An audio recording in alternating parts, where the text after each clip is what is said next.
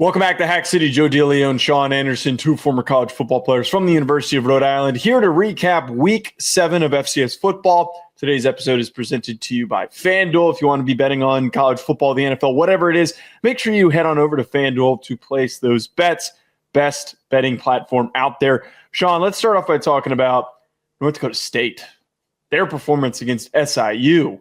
Cole Payton, hell of a game, had a number of huge throws, a couple of big runs like he keeps doing. Bryce Lance had an amazing start to this game with the long touchdown that he had on the Bison's first drive.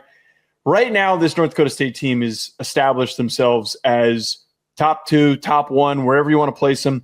But I feel like this is the additional evidence to show the one claim I had a couple of weeks ago and I keep bringing up. There is a line of separation between the top 5 teams, 4 teams in FCS football, and everybody else, because SIU was top 10. The Salukis were a steady team, but as this game wore on, despite it being close at halftime, they just did not have the dudes and the firepower to keep up. Yeah, it's the Glaze Fest early, I know, but there's no one touching this team. I don't think, even right now, South Dakota State, I think they're a level below. They're executing very well. But North Dakota State is just, they're on their own platform right now. The dismantling of SIU, a good SIU team, the way that they do it in creative fashion, the way that they just don't miss 3 incompletions from your starting quarterback in a route. They make you look easy. I know it's not easy. That's the most frustrating part is that they're not doing anything like exceptional or groundbreaking, or we have like some genius play caller or a guy that could be winning the Heisman in the FCS. No. Well, actually, I don't mean to cut you off, but you're saying that NDSU doesn't have. They don't have the exceptional. They just are exceptional. Like they don't have some. Okay. They don't have some rabbit that they're waiting to pull out the hat. They're just a very good magician, and that is frustrating because they're playing regular football, but they're doing it better than everybody else. The 540 total yards of offense that this Bison team almost doesn't even feel real when you go back and rewatch this game, because they just do it in such a lunch pail manner. I always am obsessed with watching the creativity of how the run game is orchestrated, but they live by the ability to generate splash plays on the ground. And that is something that nobody in college football does. Nobody thinks our biggest plays are going to be generated through running the football. It's how can we take shots? And they're able to take some shots. Cole Payton had this one throw over the middle of the field where he layered it really nicely. I believe it was in the second or so, or the third quarter. But I am continually like really supported in my belief that this Bison team is just going to end up back at a national championship again. Yeah, it would take a freak loss or a marker game loss for me to drop them out of the one spot. I just don't. It's just not happening. That's going to be. I'm really excited for that marker game because that is going to be the real way of which we get that every year for the most part, except for like maybe last year. We get the real proof determiner of, hey, this is who the real best team is in FCS football. Yeah, I know my lean right now, though. Where's that? Oh, North Dakota State. Okay. Montana had a really awesome performance against Cal Poly. I told you they wouldn't be able to do much to keep up with the Grizz. Ty Diffenbach, the quarterback for Cal Poly, throws 4 interceptions. Kiali Aliyat solid once again, but of course the man Eli Gilman, who's quietly put together a Walter Payton contending season, 123 yards on the ground. The Grizz are a grind you down team, and one of those teams, as I mentioned, that fits into that top 5. That line of separation has been placed. Yeah, they're legit. The throwbacks legit. They look good on screen. They look good in pregame. I want a damn hat with the bear on it. I saw somebody wearing a sick hat that said Grizzlies on it. And yeah. It was, it's good stuff. It's a good win. That's what you're supposed to do when you're wearing the fresh unis. It's good. They look good. Cal Poly's not a bad team. I like Cal Poly. Montana better though. Team. They have 4 losses. Shocker, Gilman gets over 100 yards and the Grizz win. It's almost like it's a pretty correlative thing in the game. How did we get this? Oh, yeah. I don't know. Look, here's the thing. You look at that guy for too long, then you start thinking of some of the memes and you get really distracted. Sorry, what were you saying? That really distracted me. I'm like, I'm not going to say what was on the TV, but I looked up and I was like, how did that end up on our TV. Like, I guess this is Joe's morning programming on a Sunday. No. Good win for Montana. They're rolling. 6-0 is good. Leading the Big Sky right now. 3-0 in conference. Really good place to be heading into October. They still got some big games to play, but setting yourself up right like this, got to feel good about it. Yeah, and it also helps that Idaho lost, which was one of the more upsetting and shocking losses in FCS football, as they fell to Northern Colorado of all teams. And this awkwardly places them in the standings. One recurring listener tagged us. Oh, my God. Our favorite caller tagged us on Twitter, and also the coaching staff over his frustration with Idaho's performance. Yeah, they didn't play great, man. They got completely torched, giving up 49 points, 382 yards to Northern Colorado of all programs. This was just such a tough game, and it's one of those ones where you got to remind yourself this is the first year under a new head coach, and not everything's going to be perfect. Not every game can be perfect. This one just definitely got away from them. Jack Wagner, 2 picks and a fumble lost. Hard to win like that. Which is very uncharacteristic of him. Yeah, Northern Colorado has been scrappy. That is the adjective I'll use for them. That's about it. I'm not going to sit here and say I've been tuned in to a ton of Northern Colorado games, but I've been tracking that they've been scrappy. They're a team that can sneak up on you. They snuck up on Idaho. Idaho may have taken them lightly, but here's the thing: I don't think Idaho is a program in all of our years covering them that overlooks teams or looks past them and thinks, oh, we don't need to take this one seriously. They typically go in and handle business week to week. So this one was shocking. And I guess if you're in an event session, I guess you could tag us. I don't know. I don't know how many responses it takes before I'm like, all right, I don't need to be getting the noties now. Shout out to Rocco Koch, who I just had it pulled up. I think is it Koch or Koch? It's Coch. Here's the thing. I would always default to Koch, but I've seen too many players that go by Coch that is like, oh, Koch. Yeah. And then Rocco Koch, who's the backup quarterback, led the team in rushing for Idaho, and which is always not like a good start when your backup quarterback is leading the team in rushing. Yeah. I have this first time I've seen of this Rocco Koch. I believe that was, let's look, Rocco Koch's best performance. Yeah. I mean, that was his big, because he hasn't really done anything in any of their other games. Yeah. This is what, that was why something I obviously, for anyone who pays attention to the show, we do our recap shows where we try to touch on as many headlines as possible. We don't go back and watch all 10 games that we're going to bring up. So I was very perplexed by the box score of seeing Rocco randomly has 10 carries for 81 yards. I don't know if that was some sort of plan to ignite the run game, but he's got a sick name, so we got to bring up Rocco Koch. Well, Rocco and Wagner both got outdueled by Eric Gibson Jr., who went 350 and 2 touchdowns on the Vandals' head tops. Tough to win with that. Yeah. Tough to win with the other guys doing stuff like that. Good game, Mr. Gibson. The greatest 3-4 team in college football history wins again. Mercyhurst shall be vindicated. 3-4 win over the nobodies in Staten Island of Wagner. Dorks. Why are you running down Wagner? Why are you running Wagner down? Hey, screw Wagner. Oh, no. Screw Wagner. Wagner. I'm going to give some unfortunate lore here for Wagner. Okay. When the O-line room was doing bad, Wagner would be the school that was brought up that you would get sent to as punishment. Like the Cleveland Browns. Oh, you want to go to Wagner? Okay, well, you can play there. I'm sorry.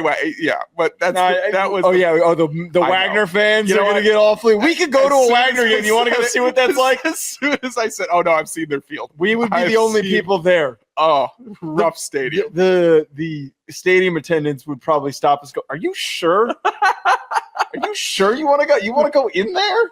You did no. I don't know if you want to go in there. This can't be a Wagner trashing session. It absolutely is. There's no need. I have been told that because we had teammates who had visited Wagner and taken visits, and then they came to Rhodey, and there were a lot of times we would host kids on official visits, and I talked to them like, where else are you looking at? And I'd be like, oh, did you like Wagner? And they would tell me it looked like a prison. It just was run down, uninteresting.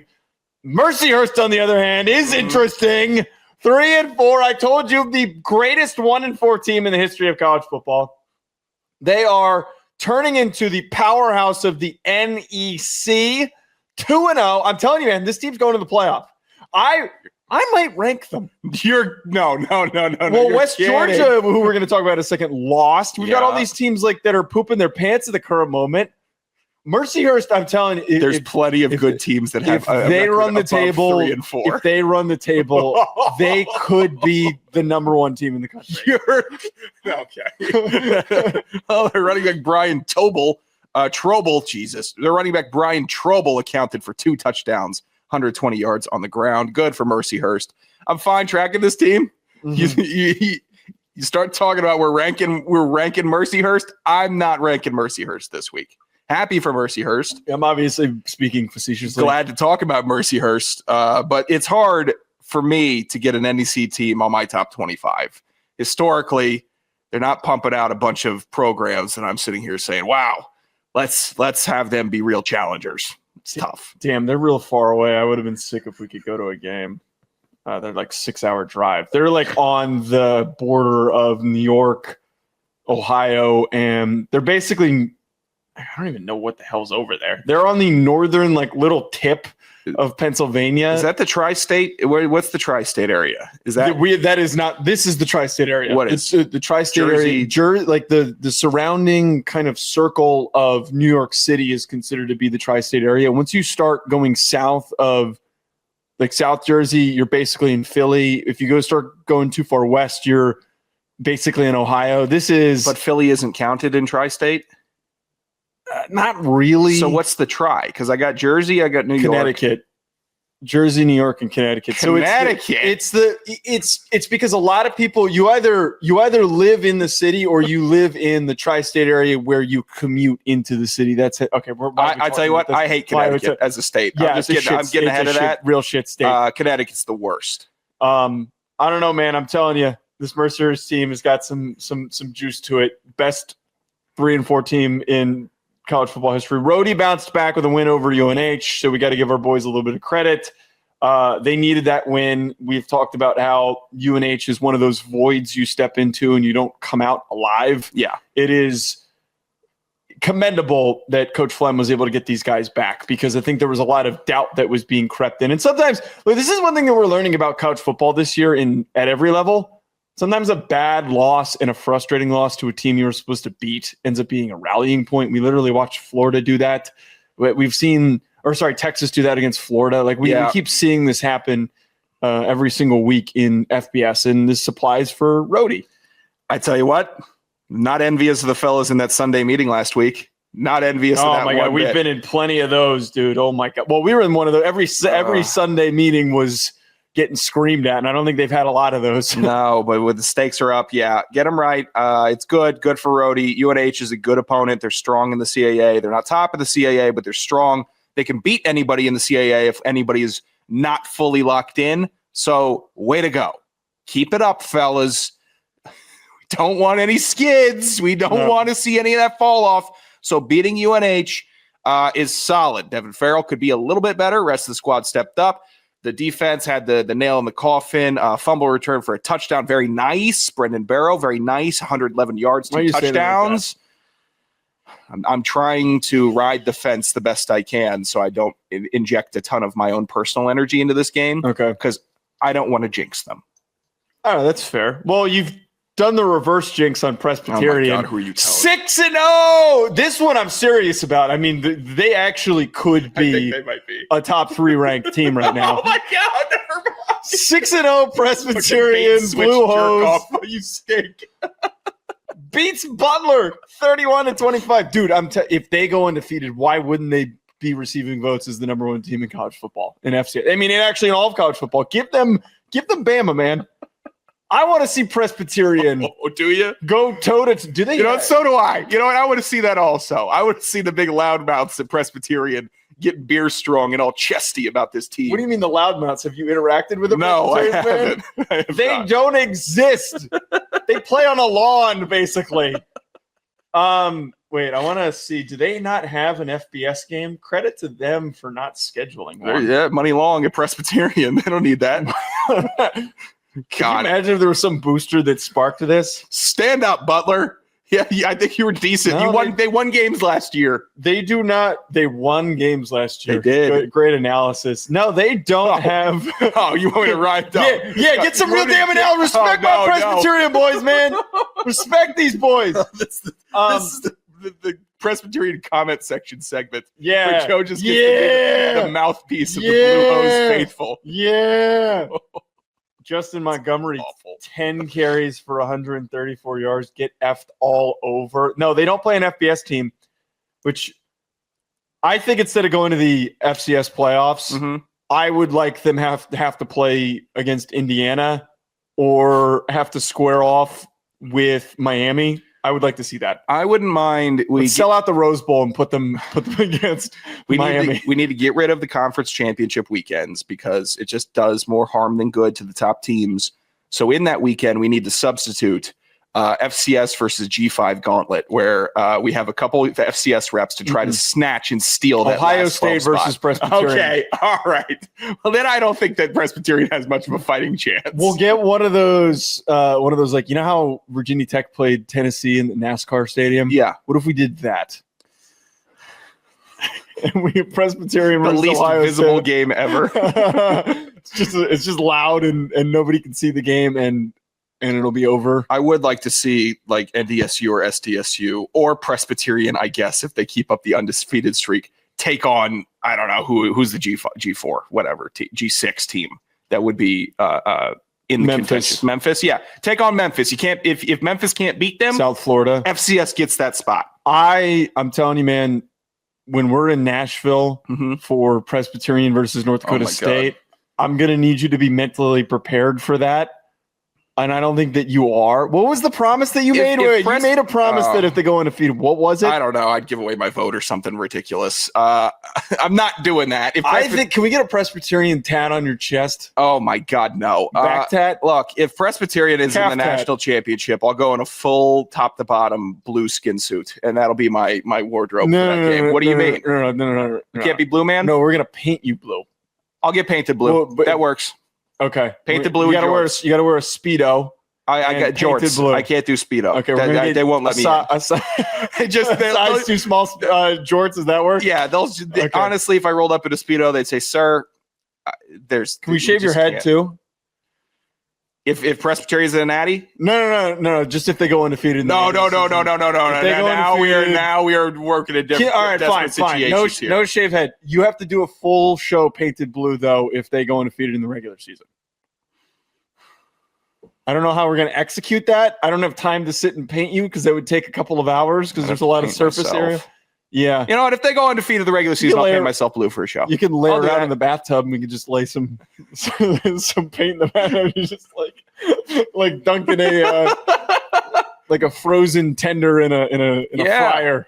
You just gotta soak it around. You know what? I bet swish it around. Just go outside. You spray me down like with a nice how the painters do it with the house. Sure. You know, I'll do a blue show. If the Blue Hose undefeated, I'll do a full blue. I know you can only see my chest and up. Do I need to get my legs painted blue, or can I just do chest up? For time saving purposes? I think that we could just paint your upper body. All right, face 2. I'm assuming. Yes. Okay. Open your mouth when we do it too. You gotta have a blue tongue. Just eat some Jolly Ranchers. Joe caught me one time doing a show. Why is your tongue blue? I'm like, oh, I forgot about that. Yeah, I was eating a bunch of Joe's just crushing Jolly Ranchers. Like a fucking toddler. Yeah, I'll get it done. Keep forgetting I don't want to curse anymore. I have to curse for Teron Dickum Down Dickens though, who beat up on Furman. What a game, man. Where the heck did this come from? Actually, we know where it came from because Teron Dickum Down Dickens is a dude. Furman shouldn't be ranked 52-7. Efficiency, not as elite in the overall stats, but efficiency still fantastic. 17 of 24 for 220 yards and 4 touchdowns. This Western Carolina team, since they got Dickens back at quarterback and he's been leading this squad, they have proven that they are a lot more legit. 1,600 yards, 17 touchdowns, 0 interceptions.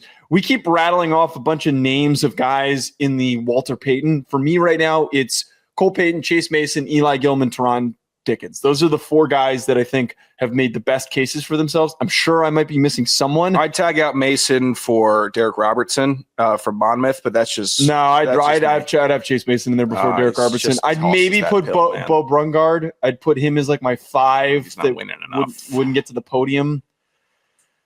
I'd include Robertson, but yeah, your 4 is fine. Dickens is a transformative player for Western Carolina. They're a totally different team. Furman, this is one of the Furman games. I had him ranked, man. That just sucks the air out of out of all hope that you could have for the program.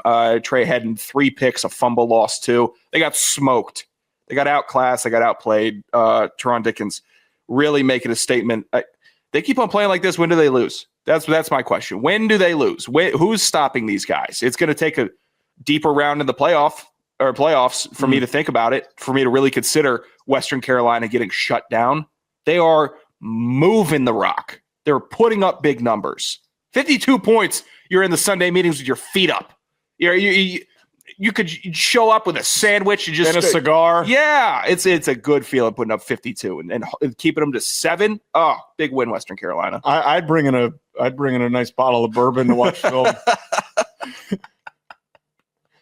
I should have done that more often. UC Davis with a statement win. We're going to rip through these last couple because there were just a lot of like important wins. UC Davis got a pretty big statement win over NAU. Man, NAU. This is a layered take here. So we've pointed out, and I keep referring to, you've got the upper tier 1, which is the 5 teams of Tarleton, Montana State, South Dakota State, North Dakota State that are in the upper echelon of FCS, that they're the real title threats. And there's not really a lot of teams that are even a couple spots behind them that can really truly challenge them. Then you have that second tier, which is the UC Davises, the SIUs, the Illinois States that can't keep up with the top tier, but are still better than the back end of the top 25. Yeah. UC Davis has really established that is the truth. And NAU, sadly, we thought were in that tier, and they were trending towards growing into that mold with Ty not related to Chad Pennington. Mm-hmm. But this 45-24 loss is quite disappointing. Yeah, UC Davis. I mean, Caden Pinnock, we were tracking it early. I think he's legit. He went 25 for 29. 348 and 5 touchdowns in this one. You will hear that again in Fat Stats. Big game for him. Solid. UC Davis is legit. I say that, and then they will turn around a not legit performance and make me look like a jackass. But right now, solid NAU. And NAU, good program to beat by double digits. Austin Peay. I didn't have Austin Peay ranked for a while, and I thought, was I doing something wrong? You weren't. And I think I feel kind of justified for not being as hyped up on Austin Peay as a lot of people were. They didn't play well against EKU, 34-20. Maybe they deserve. I got to still do my ballot for today, but I don't know, man. This Austin Peay team was kind of creeping up on a lot of people's ballots, and it felt like one of those brand recognition teams that just was sticking themselves in there. I was not sticking them in there. I don't need Austin Peay in my top 25. If they start ripping off big wins and really good games, I'm obviously going to take I'm going to take the bit hat off and really acknowledge them as a serious program. But yeah, I haven't seen it. And, these programs that float around, that like to be the darlings of some other voters, that get big juice. I don't run with that. I run with the real tangible stuff. I run with what have you done, not what could you be. And Austin Peay feels like a what you could be team. They're not going to be on my top 25. Austin Peay, more like Austin Poop. ACU. Oh, come on. That wasn't good. No, come on. That one was good. That one was good. No, come on, man. That was a good one. How long have we done this show? 6 years? 7 years? Yeah, what are you dropping Austin Poop on me this late in the tenure? How did that not come up in 7 years? You decided that now in 2025, you're dropping Austin Poop. The funniest part is I didn't even realize I wrote in the doc Austin Peay pissed down their leg. So Austin Peay pissed everywhere. Jack off that's in the comments also that's talking about Sean's the hack. That's why it's Hack City. Joe gives the analysis. That's your analysis? That's who you're standing by? That might be Guide Life. I don't know who I'm yelling at. Austin Poop. Yeah, that's your analysis, I'm sure. We need Austin Poop t-shirts, man. We need Austin poop t-shirts. ACU also pooped. West Georgia. This is how you know when we're getting to the end of the show. West Georgia. Dude. Oh, no, ACU didn't poop. West Georgia pooped. Yeah. Dude, I like this West Georgia team. They were a fun story, and they're off my ballot, I think, pretty easily, 30-13. ACU has prevailed, and they're kind of reminding us just because they stumbled a little bit does not mean that they don't have some serious dudes. That's Grimace standing up right there. West Georgia. I was thinking maybe we get a run. Maybe we get a new guy in the mix here that wants to be serious. No. Like it. No. Not according to Not Grimace. Mercyhurst. But yeah, obviously that spot will be Mercyhurst. Let's get into the Grimace tracker. You guys have been asking for a scoreboard. I have a scoreboard for you. Let's go through the week real quick. St. Thomas, that's a win against Davidson. ACU, West Georgia, win for the conference. Western Carolina beats Furman. Grimace on Grimace. Good for Western Carolina. Alcorn gets a win against Lincoln, California. I don't know if that gets a win. Tennessee Tech gets a win. Hopping up, man. We should make them an FCS team. Lincoln, California? Yeah, we should just make them because they lost keep like 42-0 to Alcorn. This is Alcorn's first win of the year, I think. Okay, keep going. Central Arkansas beats North Alabama. But yeah, that's a good win for the conference. Tarleton gets a big win. The losers of the Grimace League this week, Western Illinois, UNI, Northwestern State, Weber State. 4 losers, 7-4 in week 7. We are 43-38 in the FCS, above 500, and 43-50 on the season, 12 losses to FBS opponents. The scoreboard, top to bottom here. Tarleton State, lead in the group, 7-0, 1-0 in the Grimace. Tennessee Tech, 6-0, 1-0 in the Grimace. ACU, 4-3, 2-0 in Grimace, wins against SFA and North Alabama. Western Carolina, 4-3, 1-0 in Grimace. Northwestern State, 1-0 in Grimace, 1-5 on the season. Central Arkansas, 2-4 on season, 1-1 in the Grimace. These next 3 teams have no Grimace wins or losses. St. Thomas, 3-3, Weber State, 2-4, UNI, 2-4. And now the losers, the basement of the Grimace here. Furman, 4-2 overall, 0-1 in Grimace. Western Illinois, 1-6, 0-1 in Grimace. Alcorn State, 1-5, 0-1 in Grimace. North Alabama at the bottom, 1-5, 0-2 in the Grimace Conference. So, big leaders, and I guess the power players, Tarleton, Tennessee Tech, ACU, Western Carolina. Bottom, Furman, Western Illinois, Alcorn, and North Alabama. So that's your update here. That's nice. Thank you. I'm discovering now. Sorry, that came off disrespectful. I'm discovering that they have beast mode, like the beast mode Lincoln University does. Oh yeah. They have like I'm sorry, I'm an asshole for doing this. they have. That was it. The like Marshawn Lynch brand beast mode jerseys. What? That is.